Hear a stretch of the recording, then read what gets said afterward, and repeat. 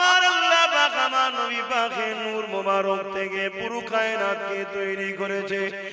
আম্মা হযরত আয়েশা সিদ্দিকা রাদিয়াল্লাহু তাআলা আনহাকে জিজ্ঞাসা করা হয়েছিল, হে আম্মা জান, আমার রাসূলকে নিয়ে কিছু আমাদেরকে শোনান।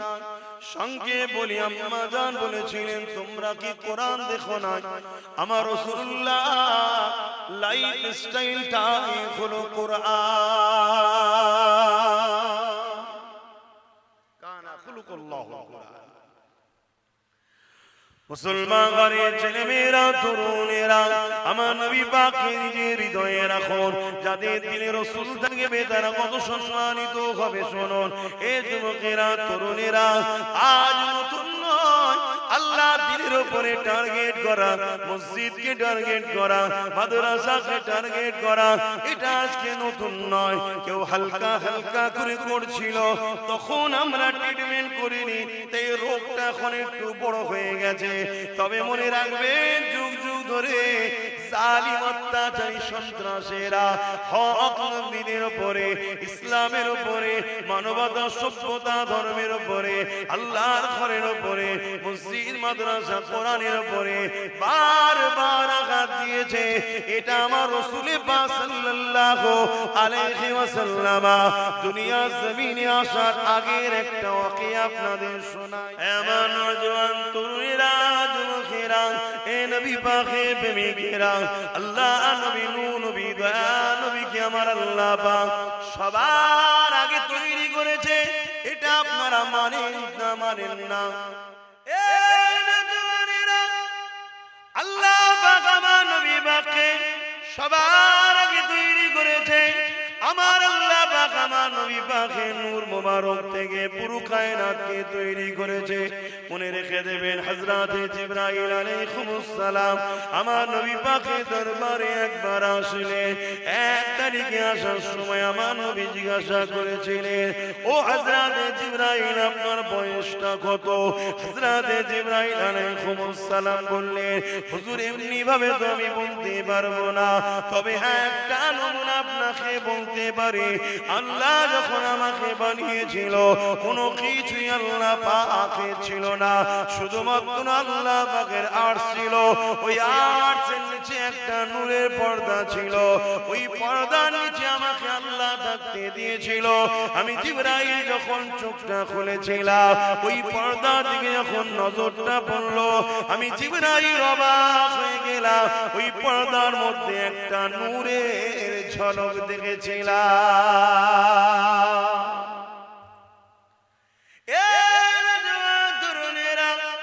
হযরত জিবরাইল আলাইহিস সালাম আমার নবী পাককে বলতে লাগলেন, হে আমার রাসূলুল্লাহ, ওই তারাটাকে দেখার পরে আমি জিবরাইল ওই তারাটার বড় দিবানা হয়ে গেলাম। ওই তারাটাকে বড় দেখার জন্য তামান্না জাগলো। ওই নূরটার দর্শনের জন্য বড় বেচেন হয়ে উঠলাম।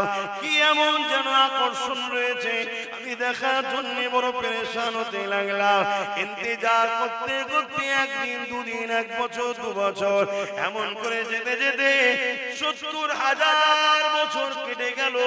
ইয়া রাসূলুল্লাহ, হাবিবাল্লাহ, তারপরে আবার একবার ওই নূরের চমক দেখতে পেলাম।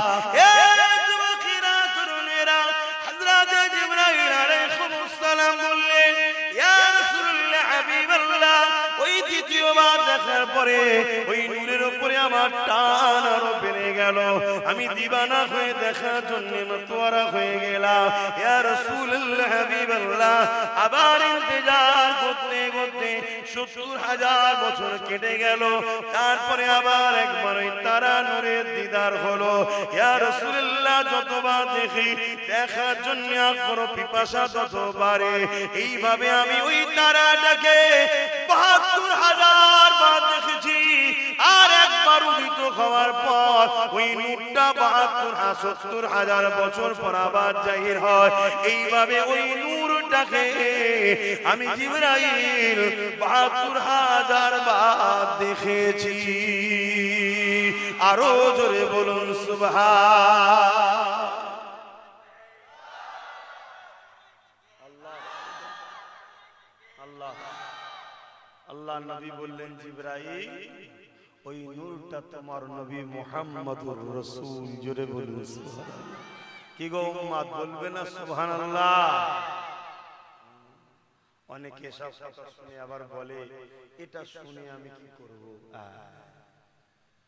ও বেটা শেষ, ওকে এই জায়গায় আনা হয়েছে বড় প্ল্যান করে, ওকে বড় প্ল্যান করে আনা হয়েছে। কেন কবরের জমিনে তিনটে প্রশ্ন করা হবে। মান রাব্বুকা, তোমার রব কে? মা দীনুকা, তোমার দিন কি? আর নবীর বেলায় হুজুরকে দেখিয়ে বলা হবে ইনি মুহাম্মাদুর রাসূল, ইনার সম্বন্ধে তোমার ধারণা কি নয়, ধারণা কি ছিল দুনিয়ার জমিনে বলো। এখন তো দেখে বিপদে পড়ে গেলে তো বলতে পারে হ্যাঁ আমার নবী হয়, ওখানে কি বলতে বলো? এই আব্বাস সিদ্দিকী আমাকে বলবে, জিজ্ঞেস করা হবে যখন মিম্বারে উঠতে ইনার সম্বন্ধে তুমি কি বলতে বলো? উম্মত কি ইনাকে চিনিয়েছিলে? কেন আল্লাহ তো ইনাকে পাঠিয়েছিল উম্মত গুলোকে ধরে ধরে আল্লাহর সঙ্গে জুড়বে বলে। তো উম্মতের কাজ তো ইনার কাছে আসা, ইনার কাজ তাদেরকে ধরে আল্লাহর কাছে নিয়ে যাওয়া। তা তোমরা কি চিনিয়েছিলে না পাশ কেটিয়ে চলে গেছিলে? কথা কিছু বুঝছেন? আমাদের দিলে হুজুরের মহব্বত না থাকার জন্য আজ আমরা বিপদে পড়ে গেছি।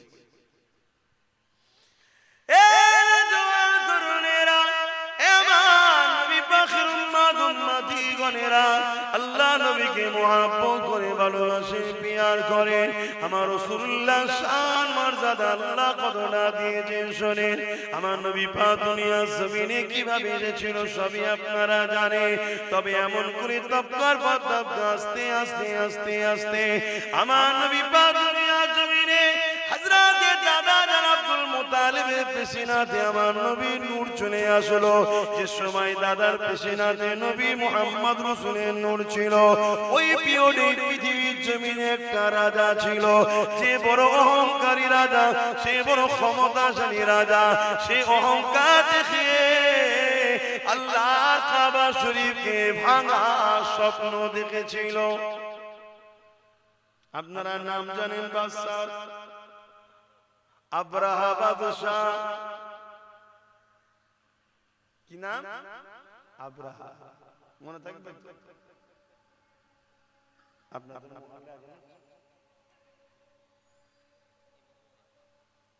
আব্রাহা বাদশাহ, কথা বুঝে আসছে? এই বাদশাহ সে বিশাল সৈন্য তৈরি করেছে। কি জন্যে? আল্লাহর ঘর কাবাকে ভেঙে ফেলবে। আজকে এমন জালিম বিশ্ব জুড়ে ঘুরছে না ঘরে নে আল্লাহর ঘরগুলোকে অপমান করার জন্য।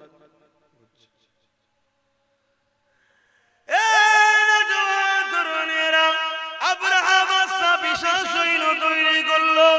নাজ্জাশী বাদশাহ গায়ে চিড়ি দিয়ে ওখান থেকে সৈন্য নিয়ে এসে এমন করে বিশাল কাফেলা নিয়ে আল্লাহর ঘর কাবা শরীফকে ভাঙার জন্য আগিয়ে আসতে লেগেছে।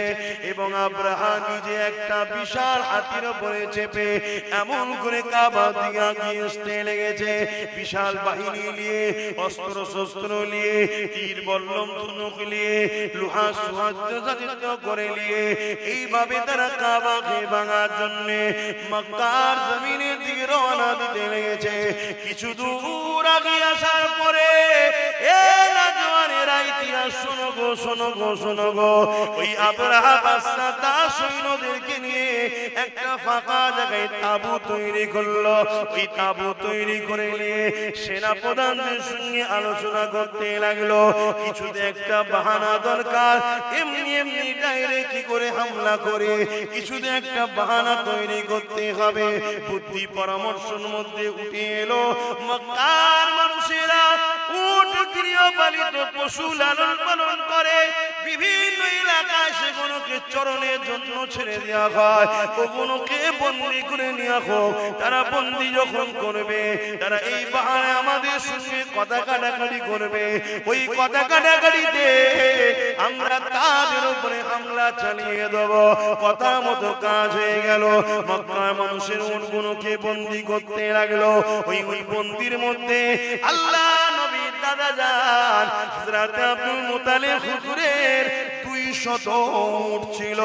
ওই উটকেও আব্রাহা বাহিনী বন্দী করে ফেললো। কিন্তু কেন বন্দী করলো? যাতে করে তারা এসে কথা কাটাকাটি করে, এই সুযোগে আমরা লড়াইয়ের একটা রাস্তা পেয়ে যাই। শুনছেন? যেমন আজকের আব্রাহা বড় চেষ্টা করছে, এটা বাহানা খুঁজছে, পায়ের উপরে পা দিয়ে ঝগড়া করছে না করেন? কখনো টেনে মারছে, কখনো চাকরি করতে গেছে মারছে, কখনো মিডিয়ার মাধ্যমে গাল দিচ্ছে, কখনো আল্লাহর নামে লাইটিং এ উল্টো পাল্টা করছে, কখনো একটা ফটো টাঙিয়ে দিয়ে তাতে ইটা সিটা লিখে দিচ্ছে। কি হচ্ছে না হয়? এটা বাহানা খুঁজছে যাতে করে একটা ঝগড়া করা যায়। শুনছেন তো নাকি? এই বাহানা খুঁজতে খুঁজতে খুঁজতে লাস্টে এমনও খুঁজছে যে এই মসজিদে এই আছে, ওই মসজিদে ওই আছে, ওই মসজিদে ওই আছে, এরকম সব করছে না? করছে না? এমন কি এর আগে কি করেছে? মসজিদের সামনে বাঁধন নাচানোর মতো নেচে উঠছে। এই কথা বুঝছেন না? বুঝছেন? তবে এই সব কিছুর পিছনে আমাদের কথা বলছো না তো? আচ্ছা, একটু দোষ আছে ভাই, একটু দোষ আছে।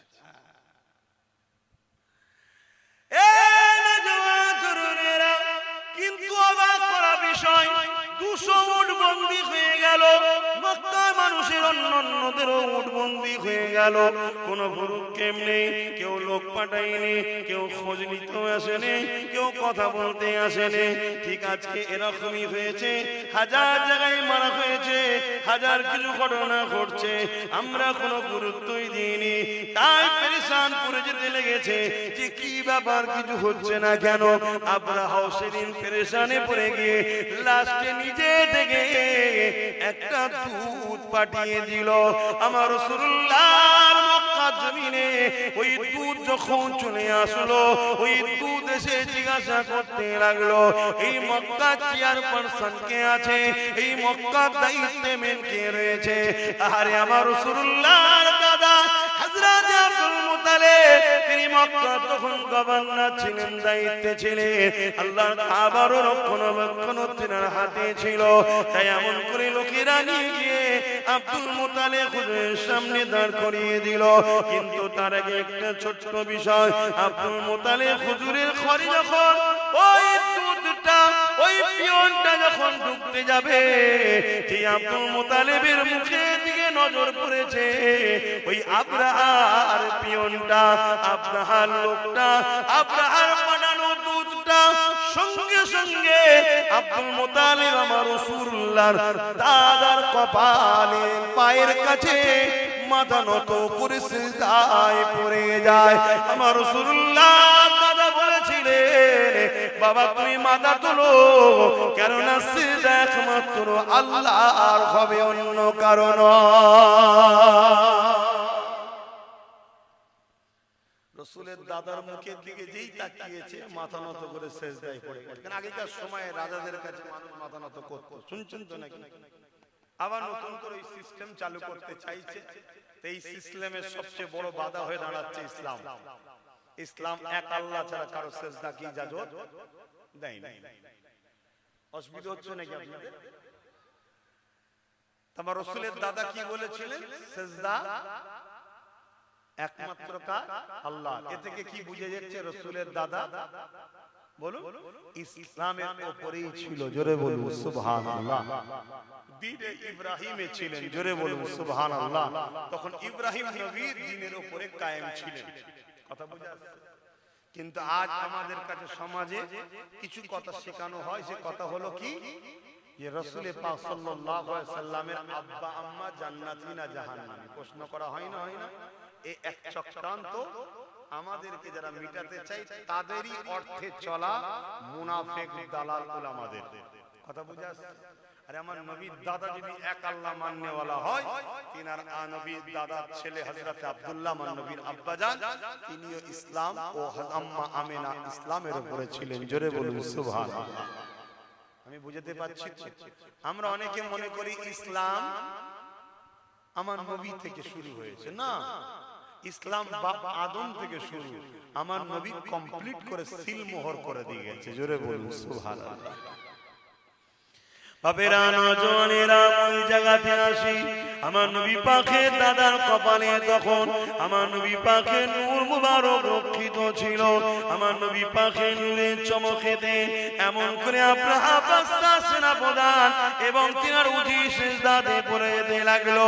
অনেক বড় কথা এমন করে বলতে লাগলো, এ আব্রাহা বাদশা দুধ বলতে লেগেছে, এ মক্কার গভর্নর, এ মক্কার দায়িত্বে যিনি রয়েছেন আব্দুল মুতালিব, আমাকে আব্রাহা বাদশা পাঠিয়েছে এমন করে মক্কার উপরে হামলা করবে, আমাদের লক্ষ্য কাবা ঘরকে ভেঙে দিয়া তোমাদের সঙ্গে কোনো লড়াই করা নাই, তোমরা সাইড হয়ে যাও, সাইড হয়ে যাও, আমরা আসবো কাবাকে ভাঙবো আর চলে যাব, এটাই হলো আমাদের লক্ষ্য। আমার রাসূলুল্লাহ দাদা কি উত্তর দিয়েছিলেন শোনো, তোমার বাদশা আব্রাহাকে যে বলকে যাও আমার 200 উটকে বন্দী করেছে, ওই 200 উটের মালিক আমি, আমার 200 ইট আমাকে ফিরিয়ে দিতে বলো। কাবার মালিক যিনি তিনি তিনার ঘর দেখে নেবে। আরো জোরে বলুন সুবহান।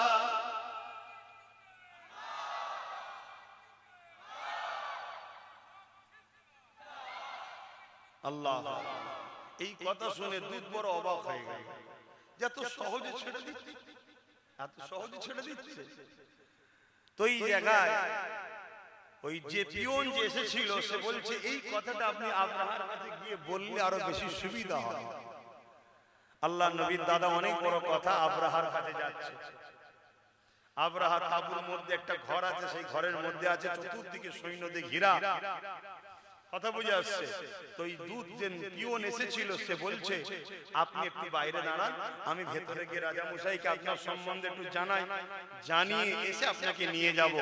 তা ওই আব্রাহার যে পিয়ন ছিল সে গিয়ে আব্রাহাকে বলতে লেগেছে, আরে যিনি আসছে ইনি মক্কার সর্দার এবং ইনার মধ্যে কিছু বাত আছে, একটু সাবধানে আপনি কথা বলবেন। এই রাসূলের দাদা তারিফ শুনে না আব্রাহা বড় অহংকারী ছিল, সে রেগে গেছে, আরে তুমি আমার খাও, ওর প্রশংসা করো, ওর গুণ গাও, ডাকো ডাকো, আমি পৃথিবীর সবথেকে শক্তিশালী রাজা, আমি যে কোনো দেশ, যে কোনো মুলক, যে কোনো জায়গাকে আমি যে কোনো সময় কব্জা করে নিতে পারি, আর তুমি আমাকে একটা সামান্য ব্যক্তির সম্বন্ধে তুমি কি শোনাচ্ছ? হায় রে বোকা, সে তো জানে না যে কাকে ডেকেছে। যখন আমার নবীর দাদা ঘরে ঢুকছে আর ওই জালিম অত্যাচারী আব্রাহা যেই নবীর দাদার দিকে তাকিয়েছে, নূরে মুহাম্মদ রাসূলের এতে নজর পড়েছে, উঠে দাঁড়াতে লেগেছে। জোরে বলুন সুবহানাল্লাহ। আরো জোরে বলবেন না সুবহানাল্লাহ? আমি আগে বললাম না, দিলে হুজুর রাখেন, জালিম যত বড়ই হোক সে আপনাকে দেখে সম্মান করবে, ঘাবড়ে যাবে। কথা কিছু মাথায় ঢুকছে?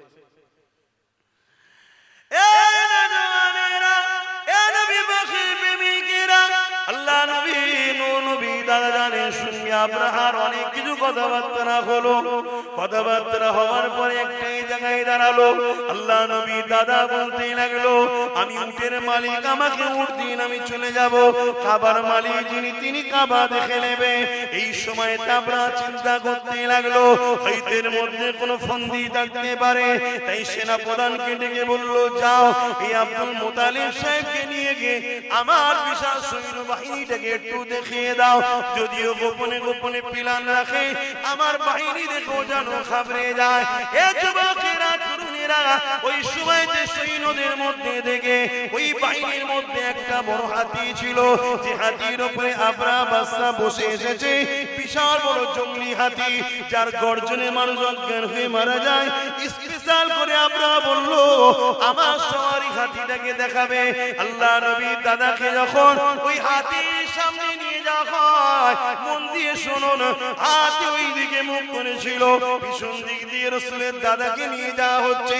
এমন করে কোন এক সময় যখন হাতি এই দিকে ঘুরেছে, যখনই ঘুরেছে আমার নবীর দাদার দিকে নজর পড়েছে, হাতি তার ক্ষমতা অনুযায়ী তার ছুটের মতো জোরে জোরে হেঁটে এসে নিজের সোর আর মাথা দিয়ে আমার নবীর দাদাকে সিজদায় পড়ে যায়। আরো জোরে বলুন সুবহান। প্রধান তো দেখি অবাক, ই কি হলো, আমি কি দেখাতে নিয়ে এসেছি, কি দেখছি, আর তোদের কপালে তো নাই, যা দেখার হাতি দেখে নিয়েছে, যেখানে গেলে বিপদ আছে। কথা বুঝে আসছে? পরের দিন অনেক বড় কথা, পরের দিন সমস্ত জীবজন্তুকে নিয়ে যাওয়া হচ্ছে, ওই হাতিকে কোনোভাবে কিন্তু আর রাজি করতে পারেনি, কেন ও দেখেছে রসুলের দাদার কপালে নূরে মুহাম্মদ রসুল রয়েছে। কথা বুঝে আসছে? লাস্টকে বাদ দিয়ে লড়াই গেল, অনেক বড় কথা। আল্লাহ আবাবিল পাখি পাঠালো, আপনারা সবাই জানেন। সেই পাখি মুখে করে ডানা করে একটা করে পাথর ছেড়ে ছেড়ে ছেড়ে ছেড়ে এমন করে পুরো আব্রাহা ও তার সৈন্য সামন্তরকে আল্লাহ ধ্বংস করে দিয়েছিলেন। বলুন সুবহানাল্লাহ। আসুন আমরা ঈমানের দিকে মজবুত হই, আল্লাহ সাহায্য আসবে। আজকে যত আব্রাহা চালা আছে এদের উপর আল্লাহর লানত আসবে, আযাব আসবে, এরাও ধ্বংস হয়ে যাবে। কিন্তু আমাদেরকে পরিবর্তন হতে হবে, আমাদেরকে পরিবর্তন হতে হবে। আল্লাহ আমাদেরকে রাসূলের প্রেম ভালোবাসা আমাদের অন্তরে ভরিয়ে দেন। জোরে বলুন সুবহানাল্লাহ।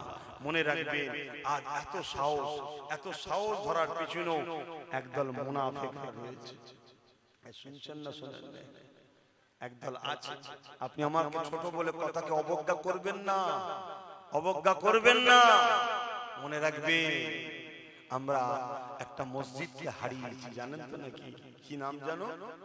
কত তারিখে জানো? বলো।